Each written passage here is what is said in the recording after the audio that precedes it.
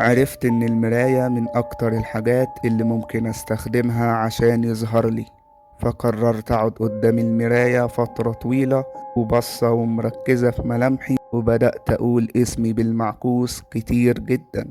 أفتكر عديت 20 مرة، لحد مرة واحدة لقيت حد واقف ورايا في المراية شبهي بالظبط، بس عنده بعض الندبات السودة في وشه، وبيبصلي وبيبتسملي.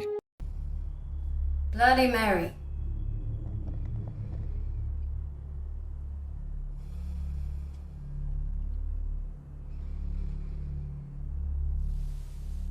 Bloody Mary.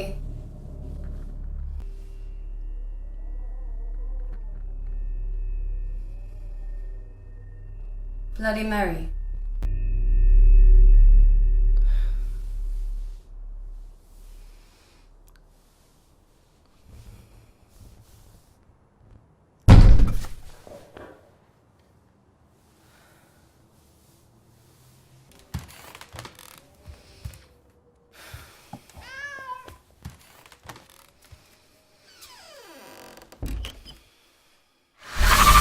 النهاردة هكمل لكم بقية الحدوتة اللي اتكلمنا فيها الحلقة اللي فاتت عن القرين. لو انت ما تابعتش الجزء الأول من الحدوتة دي أنصحك ترجع تتابعه علشان تكون حلقة النهاردة مفهومة بالنسبة لك، وهسيب لك لينك الحلقة الأولى من الحدوتة في الديسكريبشن تحت.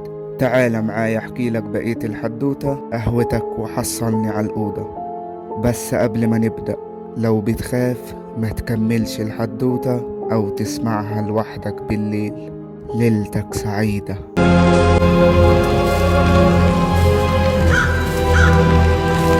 في ناس عندها هوس إنها تتواصل مع قرينها، والحقيقة إن طرق التواصل مع قرينك مش صعبة قوي، بس عواقبها أصعب مما تتخيل.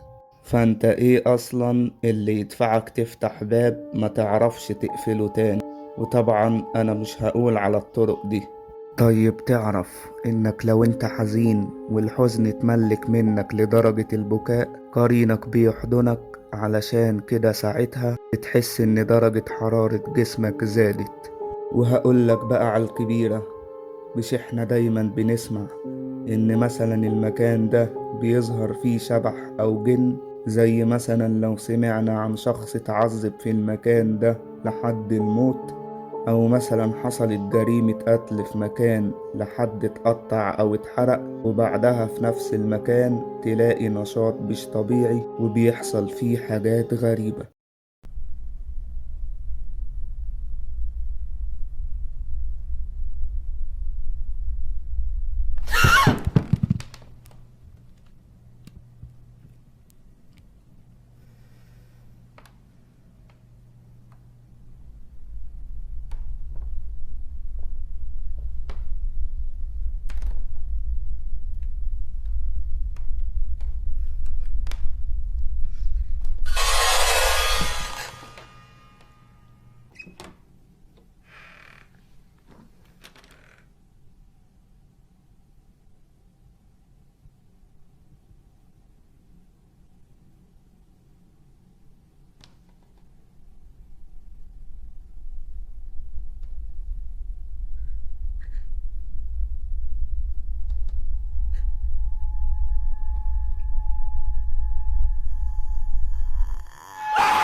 طيب تفتكر الحاجات اللي في المكان ده جت منين؟ اللي بيتقال وقتها إن روح القتيل موجودة في المكان ده، بس إحنا عارفين إن الروح بتروح عند اللي خلقها. بص، اللي في المكان ده هو القرين، لأن القرين بيفضل في المكان اللي اتقتل فيه صاحبه فترة طويلة جدا. في منهم كمان اللي بيكون عاوز ينتقم لصاحبه، ممكن يحول طاقة انتقامه دي لأي بني آدم يفكر يدخل المكان ده بعد موت صاحبه. وحقيقي الموضوع بيبقى بشع ومرعب جدا.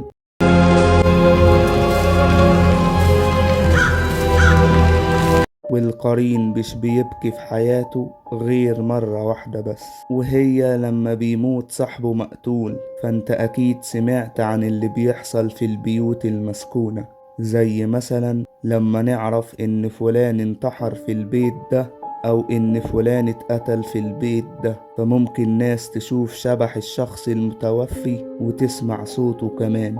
كل ده بقى بيبقى عن طريق القرين. تعرف إن قرينك ممكن يساعد الدجال أو الساحر ويأثر فعلا عليك، وإن الساحر بيحتاج يعرف نقط ضعفك عشان الساحر ينجح ويعرف يدخلك ازاي ومنين، والوحيد اللي بيبقى عارف كل الحاجات دي عنك هو قرينك، وإن المسافة اللي بينك وبينه بتبعد لما يكون إيمانك قوي بربنا.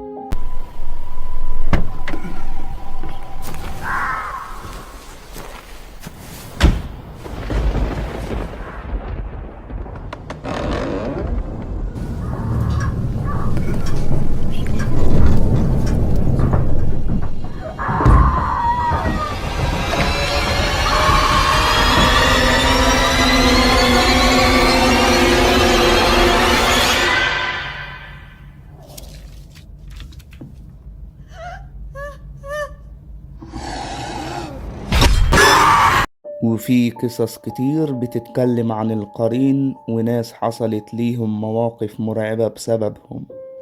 القصة الأولى هي أب لطفل صغير عنده 10 سنين. الأب بيقول إن مشكلة ابنه غريبة جدا، وهي إن ابنه بيختفي وبيظهر في البيت لوحده ومحدش بيعرف إزاي ده بيحصل.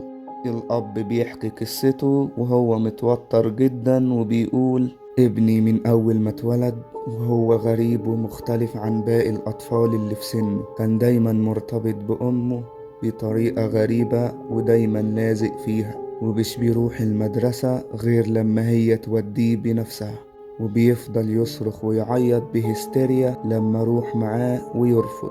في يوم من الأيام سمعنا أخوه الصغير وهو منهار ومرعوب، ولما دخلنا الأوضة قال وهو بيعيط: أنا طلبت من أخويا كوباية مية، بس في راجل أسود وشكله مرعب خرج من تحت الأرض وخد أخويا معاه وبعدها اختفوا.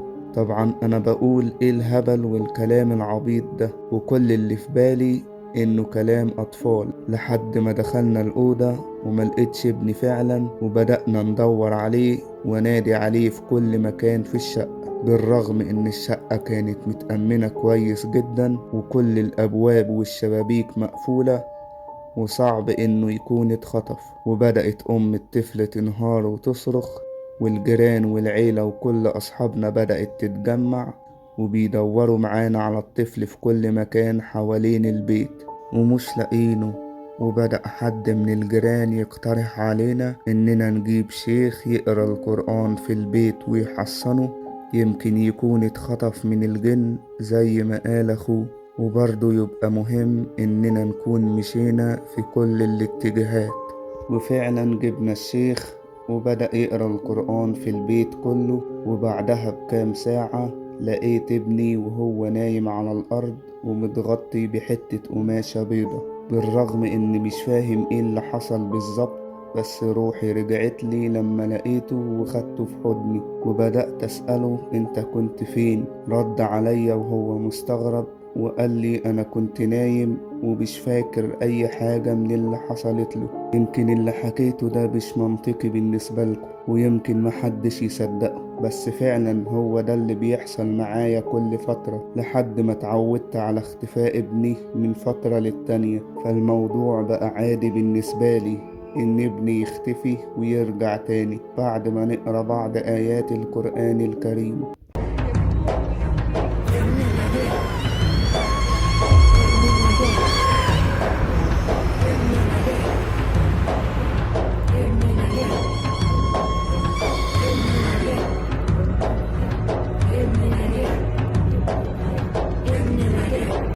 في قصة تاني لواحدة بتحكي وبتقول إن هي قامت الساعة 3 الفجر لما بنت أختها صحتها من النوم، وكانت عاوزاها إنها تاخدها معاها توديها الحمام عشان خايفة تروح لوحدها، وفعلا قومتها ومسكت إيديها ومودياها علشان إخواتها ما كانوش عاوزين يصحوا. وهما في الطرقة بتاعة الحمام لاحظت إن البنت الصغيرة مش لابسة حاجة في رجليها، والجو كان ساقع جدا، فقالت للبنت ادخلي اوضتك وهات الشبشب علشان ما تخشيش الحمام حافية. بس البنت ما عملتش أي رد فعل، افتكرت إن البنت خايفة تدخل الأوضة لوحدها، فقالت لها خلاص اقفي هنا على السجادة وأنا هدخل أجيبلك الشبشب. ولما فتحت النور بتاع أوضة البنت اتصدمت لما لقت البنت لسه نايمة على السرير. أول لما شافتها اتفزعت وجريت على البنت اللي كانت معاها، والمفاجأة إن هي اختفت، مفيش ليها أي أثر. قصة تانية الواحدة بتحكي وبتقول أنا كنت مهووسة جدا بالقراية عن قصص الرعب والجن عامة وبالقرين تحديدا، والمواضيع دي كانت بتشدني جدا لدرجة إني كنت بنسى نفسي وأقعد أقرأ عنه بالساعات، وكان جوايا إحساس غريب إني عايز أجرب أستحضره أو أقدر بأي وسيلة أشوفه. فضولي كان هيجنني، كنت هموت وأعرف أعامل إزاي وإزاي ممكن يكون حد شبهي بالظبط. أمي دايما كانت بتقولي اللي انت بتعمليه ده خطر وآخرته وحشة وبطلي اللي بتعمليه ده، بس أنا كنت عنيدة ومش بيهمني أي حاجة. ففي مرة وأنا بقرأ عنه عرفت إن المراية من أكتر الحاجات اللي ممكن أستخدمها علشان يظهر لي، فقررت أقعد قدام المراية فترة طويلة وبصة ومركزة في ملامحي، وبدأت أقول اسمي بس بالمعكوس. أفتكر أنا قلت اسمي بالمعكوس يمكن أكتر من 20 مرة،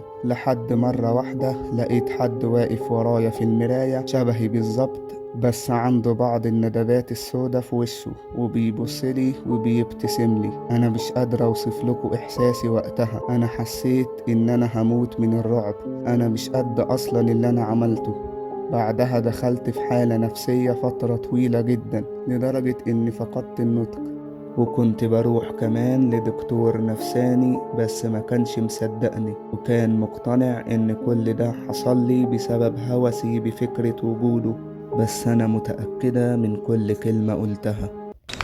وفي قصص كتيرة جدا عن القرين وبتكون عن نفس الموضوع ده، ولكن كل القصص اللي بتتحكي بتكون على لسان الشخص اللي تعرض للموقف ده، لكن مفيش أي دليل يثبت صحة كلامه.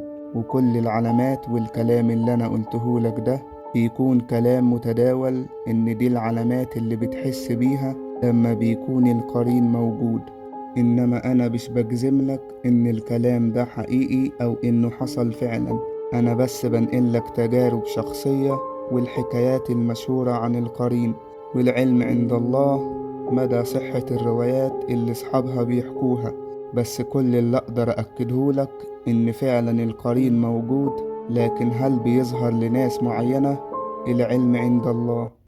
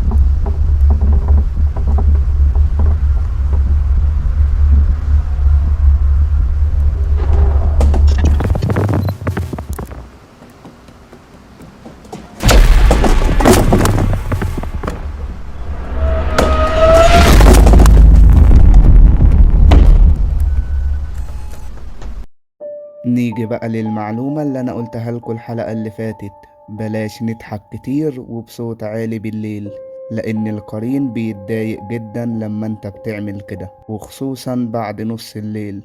وفي نفس الوقت اللي انت هتضحك فيه كتير وبصوت عالي، بعدها بفترة قصيرة جدا هتقلب معاك بنكد وممكن تعيط كمان. عشان كده لو تلاحظ الناس الكبيرة لما بتضحك كتير بالليل بتقول خير اللهم اجعله خير، دي هتقلب معانا بنكد دلوقتي. في أفلام كتير بتتكلم عن القرين وبتكون مستوحاة من قصص حقيقية، منها فيلم قص، وده فكرته إن في أسرة طلعوا رحلة وبعدها بنتهم الصغيرة لقت بيت سحري مليان بالمرايات، وبعد 20 سنة البنت كبرت وكونت أسرة، وفجأة بيلاقوا 4 أشخاص نسخة منهم نفس الشكل عاوزين يقتلوهم.